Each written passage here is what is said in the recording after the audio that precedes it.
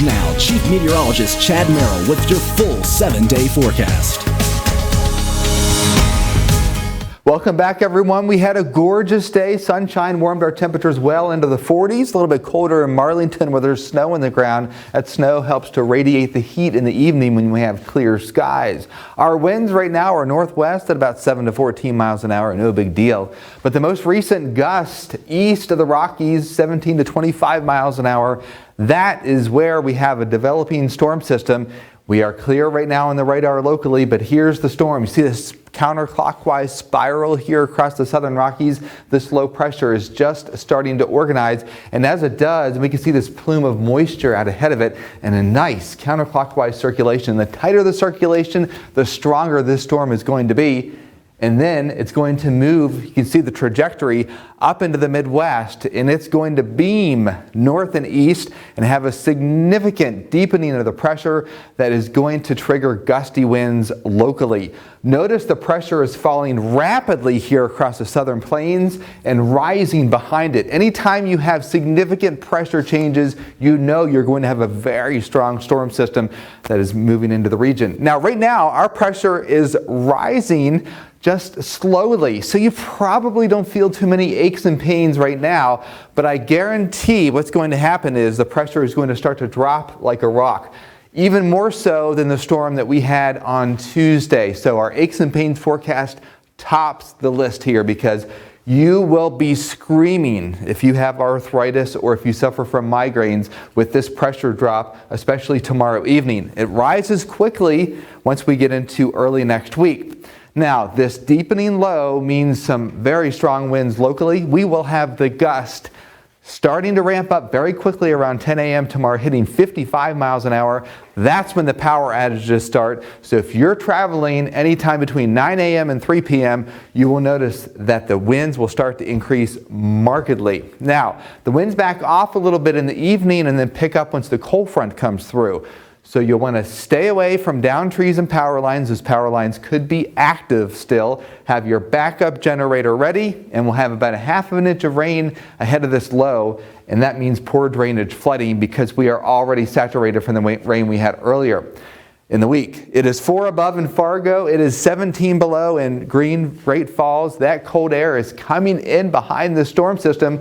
Quiet tomorrow morning, high wind as the day develops, some rain, and then colder temperatures once we get into Saturday, and we keep that cold trend going all the way through the 7-day forecast. Another little system will bring a couple of snow flurries once we get into Tuesday and Wednesday. So 7-day forecast, folks, 50 degrees tomorrow. Enjoy it because that is it for the warm weather for a while. Notice our temperature trends at night will be in the single digits in the lower teens. It will be chilly on Martin Luther King Day and Wednesday, high of 20 degrees, lots of cloud cover on Thursday. So the big thing to remember is if you wake up at the crack of dawn tomorrow, you're probably going to say, oh, it looks great outside, going to be a nice day. Tomorrow is a big changeable day across the region. The winds will really ramp up in the morning, and unfortunately, power outages, even more than last time. And one more thing to remember is that the tree roots are a little bit looser because we had all that rain that saturated the soil. So it's going to be easier for the trees to topple in an environment like we have right now. So the outage numbers, unfortunately, are going to exceed what we had earlier in the week. So let me just ask you this. For people that are driving early tomorrow, whether they drive for work, they got to get up early, is it going to be okay to drive? It will be safe at sunrise, yes. It's really going to ramp up between 10 a.m. and noon.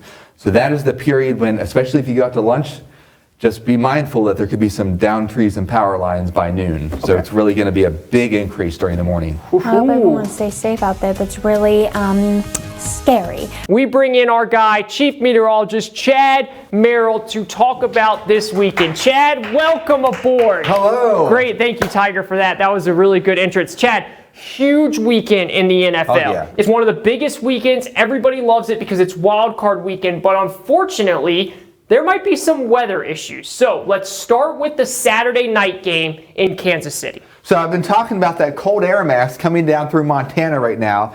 In Kansas City, it will be blustery and dry on Saturday with the wind chill at kickoff minus 10 degrees. As a matter of fact, it might be so dangerously cold that I wonder if they're going to make any official call on that game. That's what I was going to ask you next. Now, obviously, you don't work for the NFL, so you don't know how they're going to act. But just knowing how much you know weather, do you think that they could say this is too dangerous to play? Especially if they get a wind chill advisory or wind chill warning issued by the National Weather Service, that's when they can make the final call. I think that is definitely possible. Now, the coldest game ever was back in Wisconsin? Yes. Back in the Green 60s, Bay. and it was way colder The than Ice that. Bowl. Yeah, Yes. the Ice Bowl.